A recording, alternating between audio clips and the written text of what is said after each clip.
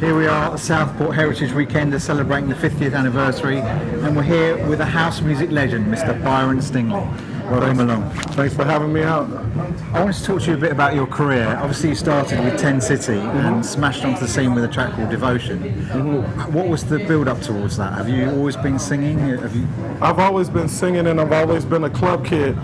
Believe it or not, I played in like some punk rock bands, and there's some pictures floating around the internet to prove it that I'm not so proud of.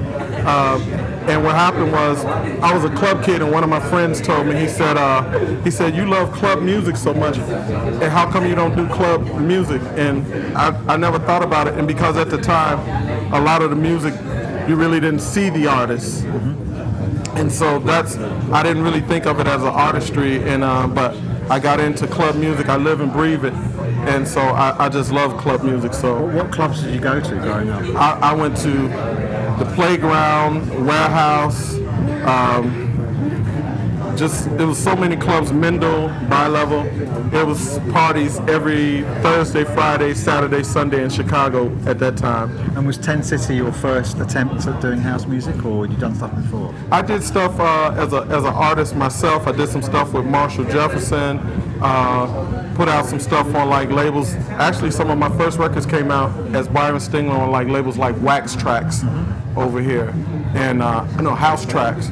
And I had a song called Just a Little Bit. I did some stuff for Bright Star Dance Mania, and then I went to New York, and they told me they want to sign me as an artist. And at the time I didn't really feel comfortable in my skin. I'm sort of a big guy and with a high voice, and I thought a group would be more interesting, and so we put the group 10 City together with some great musicians, Byron Burke, keyboard player, horn player, good producer, Herb Lawson, a multi-instrumentalist, guitar player, bass player, keyboard player, and of course Marshall Jefferson. And one of the unusual things, I guess, about 10 City was you actually signed to a major label, whereas a lot of the stuff was coming out on independent labels at the time. So you're on Atlantic. We were on Atlantic Records, and it was great because I went to New York, and I didn't even have any demos, honestly, I didn't.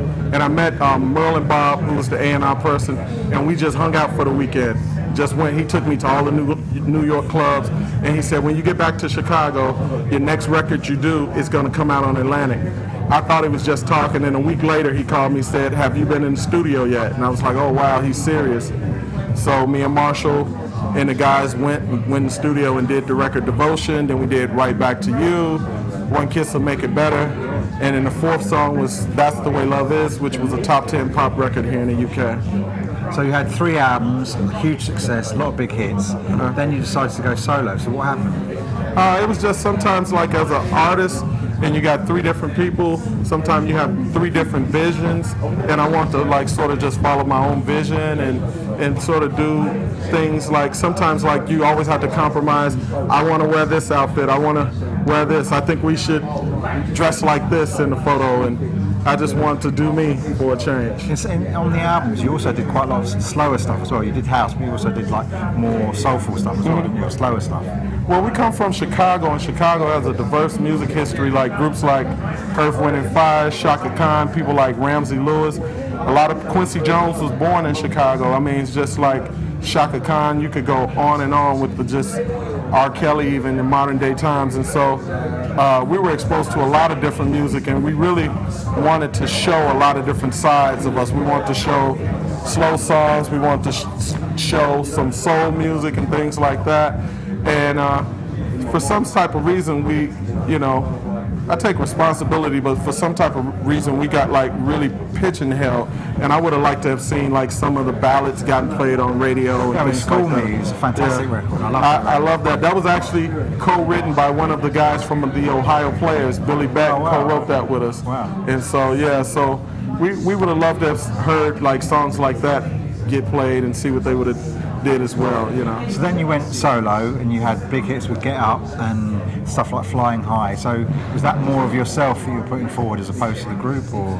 It was a combination of myself and what the record company wanted. I was on Nervous Records, and then I was on Manifesto Records here, and then I was on Neo Records here in the UK with my good friend Eddie Gordon, if you're out there listening. And so they had a vision. They actually brought me the track "Get Up Everybody." It was hot before the vocals went on it, and so we had a lot of success together. It was a good team. And you're still making music, you're still recording? Still making music. I just did a song that's getting a lot of play that I just did with Louis Vega, Ain't No Stopping Love. I just did something with Bob Sinclair. I did something with a group of young UK guys called PJU. I think it stands for Punks Jump Up. I just did something with them that may be coming out on Sony Universal. Okay.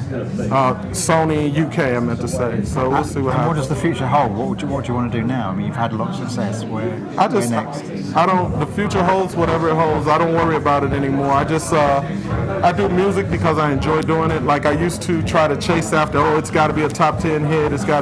Now I just go in and I do music I like, and hopefully other people will like it. I have some collaborations coming up. I may be working on a project with a young kid on Atlantic. I don't know hopefully my songs will make his album. His name is Alex Newell. He was on a television show in America called Glee. So I'm submitting some songs for his album, and I'm trying to do as many just fun projects as I can. But I know like house music is really picking up. Aretha Franklin just did a house cut. Jennifer Hudson. A lot of the major labels are now wanting to reach out and get that real original like sound on new younger artists. So I'm excited about that. And you've obviously just been on stage at the Southport event. You still get a buzz out of performing live? I love it. I'm still sweating. I can't just show up and think I can dance for 20 minutes though now. I got to get on a treadmill or ride a bike or something like a little bit each day now before I do that, before somebody here has to give me mouth to mouth or something next time.